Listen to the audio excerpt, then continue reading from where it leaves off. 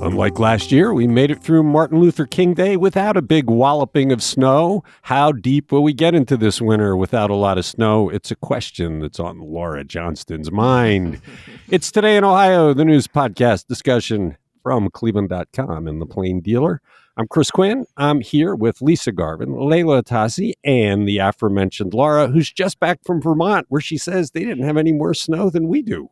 Yep, no more snow. It was green and wet when we got to Vermont. Got up in the mountains a little bit. There was a little bit of snow, but everything I was skiing on was completely man-made. So. And when you told people you were from Cleveland, they acted like you were from a foreign nation. Yeah, they were like, Ohio? I think it's an 8-hour, good 8-hour drive. And I think they probably mix up where Ohio is with Iowa. And they also wondered if there was any ski hills in Ohio. And it's like, no, I live in a cornfield. I just reach out my door and pick my corn and, All right. Well, it's been 3 days of news. Let's get to it. How is Ohio Congressman Jim Jordan directly taking on President Joe Biden in one of the more controversial news stories so far in 2023? Lisa, is there anywhere that Joe Biden did not have secret documents? It's a story that's still unfolding, apparently. It looks like the focus has been on his home in Delaware and then the Penn Biden Center, where the first cache was discovered in a locked closet. But our Congressman Jim Jordan, he wrote a letter along with Representative Mike Johnson of Louisiana to Attorney General Merrick Garland. They're seeking all documents, communications on Biden's handling of classified information from the FBI, the DOJ, the president's office, and he wants more information on the appointment of special counsel Robert Hur. And they also in this letter set a January 27th deadline to get those documents. So what they're, saying in this letter, they're saying, well, look, it's not clear when the Department of Justice knew about the documents and if it concealed them before the election, because as we learned when the first cache was discovered, it was November 2nd, a week before the election, and we didn't know about it until after Christmas. And they say they're also unclear about the interactions between the president and the Department of Justice, and they want to know why it was handled differently than the Trump documents. I have to laugh there. I'm sorry. But anyway, in the letter, Jordan said, quote, well, there was publicly available evidence of Trump's voluntary cooperation, and there was excessive and unprecedented access to a private residence.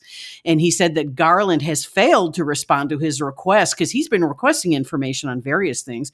But he says, he hasn't gotten any requests for the FBI search of the Mar-a-Lago compound. And in a statement, Attorney General Merrick Garland said that the appointment of Robert Hur underscores a commitment to independence and accountability in this investigation. And the Senate Judiciary Chair, Dick Durbin, the Democrat from Illinois, concurs. He says, we're trying to avoid politicizing this incident. Well, there are a couple things there. Jordan's flat out wrong about the Donald Trump voluntarily turning stuff over. The Archives Department went at him a number of times before we knew anything about this. I mean, you want to talk about when it was disclosed. They knew he had documents for a long time before this went public, but they finally went to the Justice Department and said, he won't give them up. This is serious. And the Justice Department took it over. So you can't really compare the timing of how long the Biden stuff was secret to the Trump stuff. But I do think this needs full investigation. I mean, presidents are not supposed to take top secret documents with them when they leave office, and vice presidents. And you would think that after the Donald Trump scandal, where he took a ton of records and was trying to hold on to them, that others would have looked and said, do we have any? And they kind of didn't. Well, and it makes you wonder how many previous presidents have hung on to classified documents, whether knowingly or unknowingly. So there could be a lot of documents rattling around out there that we just don't know about. So yeah, it is very concerning, and I think it calls for more stringent oversight of these documents. Yeah, I mean, that's the good thing that will come out of this is that I hope there'll be some pretty strict rules. And as much as we give Jordan heck for all of his nonsense, this is actually a worthy area of his exploration. But you can't, you can go after Biden for this, but then you can't. You have to treat Trump the same way. I think I was reading somebody said, well, the danger of them going after this is that, they have to go after Trump as well. Well, but with Trump, I think you're actually facing criminal charges because he was thwarting an investigation. He was being dishonest and saying, I don't have things. I mean, that was pretty bad, where they had to raid his house to get the secret documents that he kept claiming he didn't have. Biden is turning stuff over left and right as soon as it's discovered. There's a very big difference between the two. Mm-hmm. It's Today in Ohio. How is Ohio making it a bit easier for people to adopt children, particularly those with special needs? Laura Andrew Tobias went deep on this. This is a new thing that comes out of last year's legislature. Right, came out of lame duck. So even adoption experts don't really know all of the details yet. But the state is giving grants. And the idea is to encourage families who couldn't otherwise afford to adopt to be able to add kids to their family. It's also hoping to cut down on about 3,400 Ohio kids available for adoption. So there are three different parts of this. There's a $10,000 grant to families who adopt that replaces an existing $10,000 state adoption tax credit, but actually makes it a whole lot easier because it's upfront. It's one grant. You don't have to go through your taxes and show all of the expenses incurred. And you could add up to 5 years of doing your taxes to get that $10,000. There's a $15,000 grant for fostering a child after fostering the child as a certified caregiver. And because that's a lot less of expensive an adoption, that's really just to help take on the cost of raising a child, which is not cheap. And then there's a $20,000 grant to adopt a child with special needs. And that qualifies as anything developmental disabilities, mental or psychological disorder, a medical condition that causes distress, pain, dysfunction, or social problem, anything that requires ongoing medical care. And as we know, a lot of kids that are in the systems who have been through foster care, who have had trauma in their lives, they could end up with severe issues because, mental, physical, emotional, because of the mistreatment they faced in their lives. So this could help you adopt a child and get them the help they need. There's also $2,500 to pay for college expenses for adopted kids, which I think is great. I wonder if this is going to create a situation where more adoptive parents are seeking to get their kids into special education so that they qualify for the extra money. I mean, I think that's possible, but we all know that it's difficult to get extra help, for kids. There's not enough providers. And so I think I'm going to bet that the majority of these kids probably already have some kind of social emotional needs, and this will help get them the care that they need. It's Today in Ohio. We're on the eve of tax filing season for the 2022 tax year. So, Layla, where does the city of Cleveland stand in its very slow response to tax refund requests for 2021? And what surprising fact did we learn when we checked back in on this controversial story? Well, Cleveland's Central Collection Agency is almost done processing the income tax refunds from 2021. As of last week, they had about 500 left to go of the 5,300 requests that were filed for 2021. I mean, to be fair, they received a dump of several hundred requests as late as October because that was the deadline for filers who were given an extension. But let's also remember that CCA was still lagging greatly this entire year behind Cincinnati and Columbus. Both of those cities had processed more than 6,000 refunds by mid-July. So CCA told Courtney Astolfi that just over 60% of the refunds processed were from folks who had worked from home during 2021, so the majority. But here's the surprising thing that Courtney discovered in her reporting. Despite the fact that refunds issued were higher than in recent years, Cleveland is still likely to end up with higher income tax revenue than the year before the pandemic. Who would have thought? I mean, after refunds, the city is keeping $509 million in revenue this year, and that's above 2019 figures when the city collected about $500 million and had to refund 10.6. The tax administrator for CCA, Kevin Preslin, said it's probably because people made more money. Maybe we have inflation and the rising cost of living to thank for that. But that plus the fact that fewer people than expected actually filed for refunds meant the city took less of a hit than was forecasted during 2021. When you and I were talking about this last week, I was surprised to learn you never put in for a refund. I didn't. It was a hassle, and you were in the middle of a home renovation project. I regret it, though, I know. But I looked at it and was away. like, this is a headache that I just can't take on right now. And I think a lot of people clearly did the same thing because 5,000 plus refund requests is much lower than I thought it would be, and probably accounts in part for why the city has some extra money. I'm a little worried about that October deadline because there'll be arguments, I think, March 1st before the Ohio Supreme Court on whether it was legal for cities to collect income tax in the 2020 tax year, the first full year of the pandemic. The Buckeye Association has sued them. So a lot of people never filed for refunds. And I hope the Supreme Court doesn't ultimately rule, well, it was illegal for them to take the money, but if you didn't file for a refund, you're out of luck. I mean, the reason you didn't file for a refund is because you were told you couldn't get one, and the city was just rejecting them. I kind of So it'll be assumed, though, interesting that there would be some extension of the statute of limitations for something like that, given that we're all waiting for that Supreme Court ruling. Except they just did this in the speed camera tickets. People didn't file for it, so oh well, you're out of money. They let the city keep $4 million, and this is the Sharon Kennedy Supreme Court. Laura, you're still one of those few that didn't get it, right? Well, they think they denied me. Let me tell you, they have not denied me. I am still working on this, but there is a way that they can stamp it and basically say they didn't give it to me. But I ended up having to resend a letter, and apparently they sent me a letter in August. I only found this out last week because I never received the letter. And I called 3 times in the fall after we talked about this going, I just want to check on it. And they're like, oh yeah, we'll get to it. And then I finally talked to somebody in December that I sent an email. I mean, it has just been a lot of frustration dealing with the bureaucracy and multiple people sending in more information. And it's incredibly frustrating because it's my money that I paid to the city that I would like back, and they could just be like, nope, and not really answer a lot of questions about it. And they have acknowledged, in Courtney's story, that this has been a frustrating process for a lot of people and that they hope to be better this year.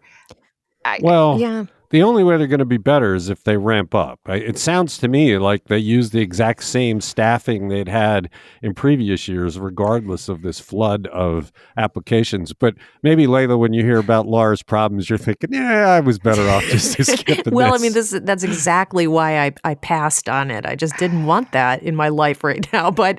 And remember, they told us you had to pay your hometown first, right? So I paid all my money for Rocky River to Rita. Just sue him, Laura. Just sue them. Oh, that is not something I want to get involved in, a lawsuit with the city of Cleveland. I mean, they say that they're next year they're planning on making they're going to roll out this new refund worksheet that they say offers more information up front about what taxpayers need to provide to be processed more efficiently. And they're hoping that that's going to alleviate that, terrible logjam. I'm not sure that we didn't understand what we needed in the first place. It was the most confusing set of tax forms I've ever seen. True. I mean, they had so many different check boxes that could have applied. They made this intentionally difficult, I agree think. With that. And look, it's City Hall. Justin Bibb keeps saying he's going to make it work better. The fact that it's all on paper and not electronic is still, in my mind, idiotic. Anyway, we're about to go into the next season. We'll be talking about it some more, and the Supreme Court will have a ruling on whether this was all legal anyway. It's Today in Ohio. One of the pandemic era's most vital programs for helping people to cope is coming to an end, and it will hit people in their wallets. Lisa, what's happening? The Supplemental Nutrition Assistance Program, also known as SNAP, they expanded that during COVID, and the expansion of these benefits ends at the end of February. So Cuyahoga County will lose an estimated $23 million that affects 212,000 residents in the county. That's 1 in 6 residents. So the average, payout of like let me go back. So normally during this expansion program, the county was paying out $53 million a month. That will now drop to $30 million a month. So individual cuts will range from about $95 a month into the hundreds of dollars a month. It depends on, your financial situation, how many people in your household, and so on. And the county's Department of Jobs and Family Services Deputy Director Kevin Gowan says they started sending letters to recipients, and they're warning them, that their last emergency COVID payment will be in late February. But So the COVID expansion payments for SNAP were being made late in the month. People that were already on SNAP, they get that payment at the beginning of the month. That payment will not be affected. They'll still get their SNAP benefits, just not the expanded benefits. So the Jobs and Family Services Department is working with the Food Bank and United Way and others to prepare people for this. It's not going to be pretty. I mean, we've seen, even though the pandemic has eased, the food bank is still serving more people than they used to. I just fear that when this is gone, it's just going to get worse. Yeah, I'm going to have to get my annual contribution to the food bank in. They're about to get slammed. That's a lot of money. I mean, you are talking about quite a bit of food that people were able to buy these last few years that suddenly they're not going to be able to buy. I hope the food bank's ready to cope with this. They have the new center that's open. They've expanded, but wow, this is a hammer. And the Legal Aid Society of Cleveland is urging people who are on SNAP to submit all their expenses to the Department of Job and Family Services, because that may get you more SNAP benefits. Include, your expenses for childcare, transportation, any increases in your rent or mortgage, or any medical expenses that you pay over $35 a month. So, that's good advice. So I think people that are on SNAP, need to, see if they can maximize their benefit. Okay. It's Today in Ohio. How is John Adams College and Career Academy in Cleveland dealing with the shooting death of a student waiting for a bus ride home just outside the school entrance? Laura Molly Walsh did a deeper dive into how this has affected the student body. Yes, and it's not the only time a high school kid has been killed outside their high school this year in Cleveland. So it's happened 3 times. 18-year-old Pierre McCoy was killed Tuesday. He was waiting for an RTA bus just steps away from the school entrance around 3 p.m. And apparently that bus doesn't come that often. So it's about 50 minutes after the school lets out. So he regularly, anyone who's riding that bus is outside waiting for a bus for a long time. Devontae Johnson, he was 16. He died in August near Glenville High School, where he played football. And in September, another 16-year-old, Andre D. Wells, he was shot while standing on the sidewalk near James Ford Rhodes High School.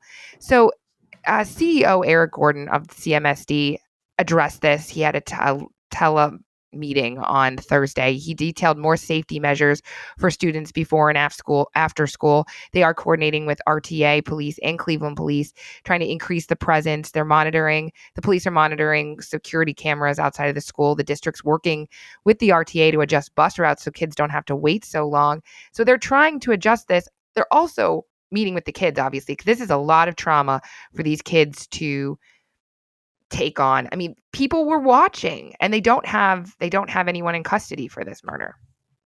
It's almost unimaginable to think about it. A high school kid standing on the sidewalk by the entrance at the bus, ready to go, getting mowed down. Anybody that's gone to school, anybody that has children in school, it's unfathomable. Right. And how do you keep those kids safe? When you come into the school, you go through the metal detectors, there are police presence there. But as soon as you let them out into the community, you can't control everything, right? So Khalid Samad, he's the CEO of the youth violence prevention organization, Peace in the Hood. He was at the school on Wednesday. He spoke with students and families coping with the tragedy. He had served as an assistant to the public safety director of Cleveland, working on youth gang intervention in the past. And he's pressing for more community engagement to keep kids accountable for their actions, because obviously not obviously, but probably not a random shooting, right? There's probably a lot going on behind the scenes we don't know about. And it's scary that school is not a safe place. Khalid Samad was one of the first people I interviewed when I came to Cleveland more than a quarter century ago. It's good to know that he's still out there fighting the fight. It's Today in Ohio. Monday was Martin Luther King Day, and Cuyahoga County has announced a new and potentially lasting program to honor him, one where longtime residents just might be able to help. Layla, what's the plan? Cuyahoga County has launched an updated interactive story map, which pays tribute to King's many visits to Greater Cleveland in the 50s and 60s. The map details his travels through a bunch of county neighborhoods, from his first visit speaking about the Montgomery bus boycott in Alabama at the Hollenden Hotel downtown in 1956 to his very last visit here in 1967 when he was in the Huff neighborhood supporting a rent strike. There are other stops stops included Glenville High School and numerous houses of worship. But the county assembled the information with the help from Case Western Reserve University, Cleveland Memory Project, the Cleveland Library, our own photo archives, the Western Reserve Historical Society, WEWS, and Cleveland Scene. It's very cool. The material is organized by neighborhood. It includes all this multimedia like audio of his speeches. And I saw video of Bobby Kennedy's City Club speech the day after King's assassination. But the county is hoping that the community can help with this project. They're calling out to residents who might have any additional information, photos or other media to share from King's visits, and they're asking them to contribute them to this project. So listeners, if you have any artifacts that you would like to contribute, you can email information to communications@cuyahogacounty.us. Look, taking pictures is not as common as it was, or is much more common now than it was in the 60s. Back then, people would have had an Instamatic camera and would have had film. But you've got to think that in photo albums in Cleveland, there are pictures of King and his appearance that are not widely circulated. I hope people do go looking into their old family photo albums to find them, because this would preserve it forever. This would be a historical document that people could turn to time and time again. It's very cool that Cuyahoga County is set out to do this. I agree. It's lovely. Everyone should check it out. It's Today in Ohio. The Cuyahoga County Arts and Culture Tax has been in trouble for some years now because it depends on cigarette sales, and they've been dropping. What did the lame duck legislature and Governor Mike DeWine just do to potentially help out, Lisa? Senate Bill 164 was signed by Mike DeWine last week, and this will allow Cuyahoga County to expand its cigarette tax to include nicotine vaping products, subject to voter approval. So the current county tax is 30 cents per pack of cigarettes. This money all goes to support Cuyahoga arts and culture. This tax was approved by voters in 2006, and then in 2015, it's set to expire in 2027. The state tax on a pack of cigarettes is $1.60.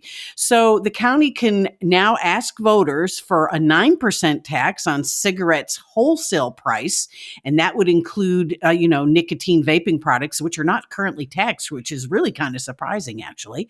And Cuyahoga Arts and Culture Executive Director Jill Paulson says they haven't really decided yet about when or whether they're going to put it on the ballot, but she did point to declining cigarette sales equaling a 40% drop in their revenues from that. Yeah, we've been talking about this for some years. This is a radically interesting tax, very innovative, the way Cuyahoga County is supporting arts institutions. But it was dependent on a funding source that has repeatedly dropped. And so there has to be some way to expand it. Vaping products seemed like the answer a few years ago, but even those have been clipped a good bit because the vaping companies were selling them to kids, and that's harder and harder to do.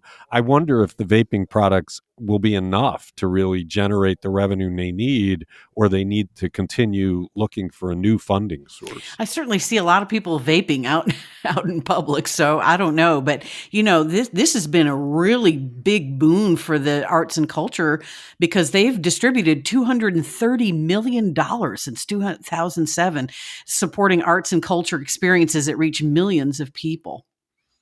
Yeah, it's been a very good tax, and it's had full support. You just have to make sure they have the money coming in. It's Today in Ohio. 6 months after Akron police killed Jalen Walker, what's happening in that case? Laura, we thought 6 months was a good time to check in. Right. This is another from Molly Walsh. We are not exactly sure how the investigation is going. That is still underway, and there's been very little, reported about it. But the community is working to heal and trying to address the issues brought up by this case. And you remember this. This was a 25-year-old black man. He was shot 46 times by 8 officers as he fled from his car in Akron on the night of June 27th. The shooting drew national attention over July 4th weekend. That's when police released the body cam footage. Akron law says it has to be within a week. And that led to days of protests in the city demanding justice, police accountability. So Walker's cousin, he's a pastor at St. Ashworth Temple in West Akron. He has said that he wants to move forward as they continue to grieve. And they had this community event over the last weekend with all sorts of events to discuss the impacts of Walker's death. There was a Free Justice for Jalen symposium on Saturday that talked about public safety, trauma, and mental health. On Monday, there was the Youth Day of Doing that invited young people to participate in community service. So they're really trying to get something positive out of a very sad tragedy for the entire city. And the Ohio Bureau of Criminal Investigation is still determining whether excessive force was used by officers during the shooting. Why does it take so long to do this kind of investigation? They have everything they need. Do they just delay to kind of temper the community response? What do you have to wait for to determine whether excessive force was used? I don't know. I don't know what they're going through. You figure they want to be really sure when they release this because they know it can have major implications on public safety and how people feel and whether they protest. And so they just want to get it right. But yeah, 6 months seems like a really long time for something that this whole community is so focused on. Well, and that for which you have police involvement. So you have body cam footage and you know which bullets were fired from which guns. I mean, how hard can this be? A week after they released the entire footage, I want to say it was something like 18 minutes long. And then the police had their own, I don't want to say it was just the major points where they were circling things saying this was the fired shot. This was this. And so, right off the bat, they were showing a lot of information that you figure BCI is looking at, but maybe they've got to do forensics analytics. I don't know. You're listening to Today in Ohio. Reporter Jake Zuckerman took us back to the early days of the House Bill 6 corruption investigation, now that we're on the eve of the trial, and he showed us that sports betting was a big part of it at first. Layla, how did sports betting figure into First Energy's big corruption case? So, well, first of all, Larry Householder's trial is beginning this week, right? And Jake Zuckerman, he did this great look at the parallels between HB6 and an earlier iteration of the sports betting bill. So back in 2019, two undercover agents operating as real estate developers from Nashville and a former Cincinnati Bengals player who was paid by the FBI for his participation in this met with lobbyist Neil Clark to talk about their support for a sports betting bill because they said they wanted to place sports betting terminals in a boutique hotel development that they were working on. The feds say the FBI agents retained Clark to help advance their interest in this, and they paid him $5,000 per month, which was originally in cash. Hiring him as a consultant apparently avoided the public disclosures that are required of lobbyists. And prosecutors say Clark advised these undercover agents to set aside between $50,000 and $100,000 to pay into 501c4s for three public officials, including Larry Householder. And those so-called, dark money groups are, they refer to that type of nonprofit entity that can raise unlimited amounts to spend on politics without disclosing the source of the money. And this was, of course, the method of corruption that prosecutors say Householder used to accept dirty money from First Energy. In a recorded conversation with these undercovers, Clark described Householder's nonprofit as a secret. He said, no one knows the money goes to Householder's account, which is controlled by, quote, his people. And Clark told the agents that Householder will go to the wall for those who pay into that fund, as First Energy has now admitted to doing. But Clark said that Householder can only do it once a year or otherwise everyone will know he's pay to play. At the time, Clark was also working with Representative Dave Greenspan on a bill to legalize sports betting in Ohio, and prosecutors say Clark advised Householder to kill Greenspan's bill as punishment for Greenspan's opposition to HB6. And, another added element here, Jeff Longstreth, one of the two Householder conspirators who pleaded guilty, later asked Greenspan through an intermediary to delete his text messages from Householder about HB6 in exchange for forgiveness. That's what the feds say. So that sports betting bill that was at the heart of those meetings with Neil Clark passed out of the House but died in the Senate. And then the next group of lawmakers we know passed a sports betting bill that took effect this year. And we won't be hearing from Clark during the Householder trial because he unfortunately died in early 2021, but he left behind this memoir that included details of these interactions with the undercover agents. A lot of this information had been reported before, but it hadn't been woven together the way Jake did it here. And that was very interesting. And of course, it's not illegal for Larry Householder to punish the legislator for not voting the way he wanted. It's illegal to take money to do so. And that's what is at the heart of this case. I think that the Householder team is going to try and confuse jurors by making this as technically complex as possible. And the hardest job the prosecutors have here is making this as crystal clear as they can for jurors to see what happened. Jury selection is Friday, and I believe they're hoping to get to opening statements on Monday. So we'll be talking about that quite a bit over the next month on this podcast. That's it for today in Ohio. Thank you, Lisa. Thank you, Laura. Thank you, Layla. Thanks to everybody who listens. We'll be back on Wednesday talking about the news.